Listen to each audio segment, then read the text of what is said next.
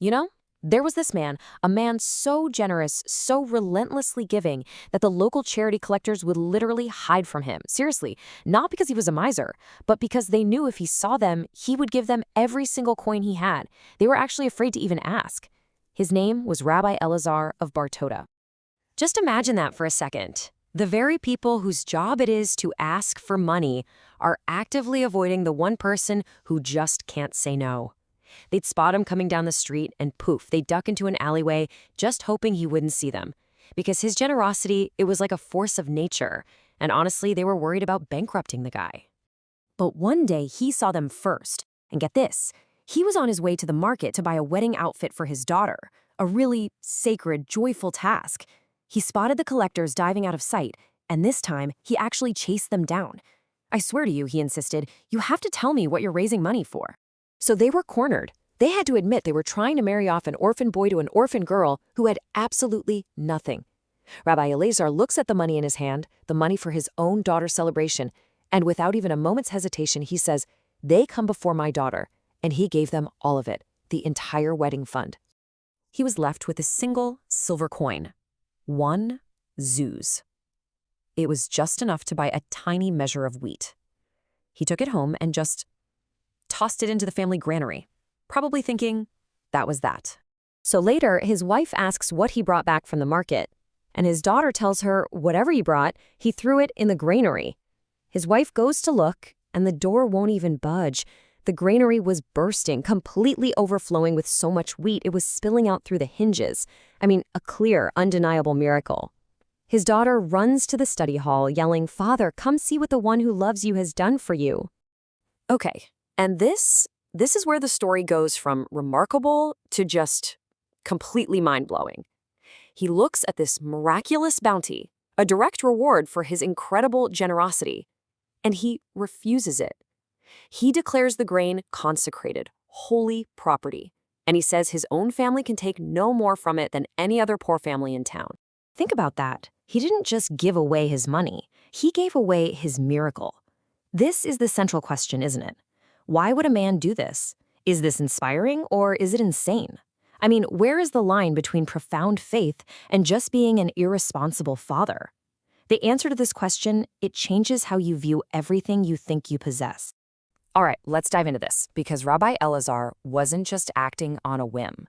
He was living out a core teaching, a principle so profound it was the very foundation of his life.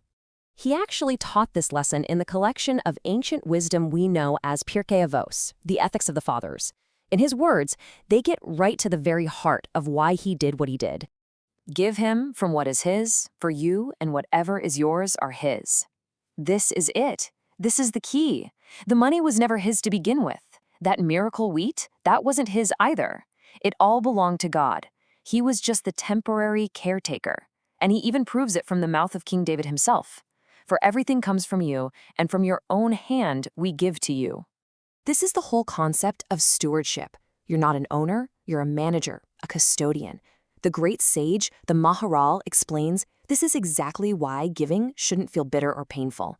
If you truly understand this principle, giving charity doesn't feel like a loss at all. It feels like you're just returning a deposit. You're simply giving back what was entrusted to you in the first place. So Rabbi Elazar teaches us that our physical stuff, our possessions, they're just on loan. But what about the things we create with our own minds? Our wisdom, our knowledge, our expertise? Surely those things belong to us, right? Well, this is where the wisdom of a second great sage comes in, and this one had almost nothing to his name. Let's meet Rabbi Chanina ben Dosa. In terms of wealth, he was the polar opposite of Rabbi Elazar. He was legendarily, desperately poor. But in the spiritual realm, he was one of the most powerful people who ever lived. The Talmud tells us a heavenly voice would declare each week that the entire world was being sustained in the merit of Rabbi Chanina. And what did this spiritual giant live on? A small bag of carob pods. That was his food for the whole week. His wife was so embarrassed by their poverty that she would light a fire in their empty oven on Fridays just so the neighbors would see the smoke and think they actually had food to cook. His prayers were said to be miraculous. When the son of the great Rabbi Yochanan ben Zakkai fell gravely ill, he sent for Rabbi Chanina.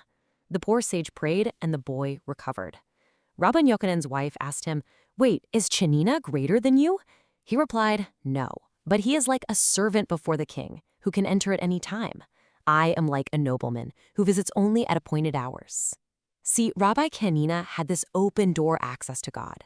And the reason why is the core of his teaching. Rabbi Chanina also taught a lesson in Pirkei Avos, right after Rabbi Elazar's, and his lesson takes this idea of stewardship from the physical world right into the intellectual and the spiritual realm. He says, anyone whose fear of sin precedes his wisdom endures. But you have to notice the order. Fear must come before wisdom. Now, why is that? Doesn't it make more sense to learn things first and then develop a sense of awe or reverence for it? Well, according to the commentaries, knowledge that isn't built on a foundation of awe, a sense that these ideas have real-world consequences, it just won't stick. If you study wisdom like it's just some intellectual exercise, it might be stimulating, sure, but it's not going to change you. And knowledge that doesn't change you, it evaporates. The punishment isn't some divine lightning bolt. It's simply that you forget. The wisdom was never truly yours to keep. But he wasn't done. It's not just about what comes first. It's also about what carries more weight in the long run. And he uses this incredible metaphor of a tree to make his point. He says a person whose wisdom is greater than their deeds is like a tree with tons of branches but really shallow roots. It looks impressive, but the first strong wind that comes along will knock it right over. But a person whose deeds are greater than their wisdom, that's a tree with deep roots and maybe fewer branches. It might not look as spectacular, but it is absolutely unshakable. Action, that's what anchors knowledge and makes it real. It's what makes it last. So here we have these two completely different men, one rich, one poor, separated by circumstance, but totally united by a single, fundamental truth about what it means to live in this world. Rabbi Elazar, the man with plenty, taught that your possessions aren't really yours. You're a steward of wealth. And Rabbi Chanina, the man with nothing, taught that even your wisdom isn't really yours. You're a steward of knowledge. Both are on loan. Both are given to you for a purpose. And at the end of the day, it all comes back to those words of King David, the most powerful man of his time. He stood before all his wealth and all his glory and understood the real truth. He owned absolutely nothing.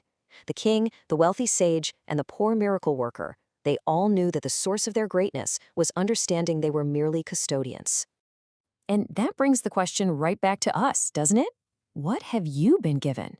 Your money, your time, your talents, your knowledge, all of it. So what are you doing with it? Are you acting like an owner, holding on for dear life? Or are you acting like a steward, ready to return it to its source?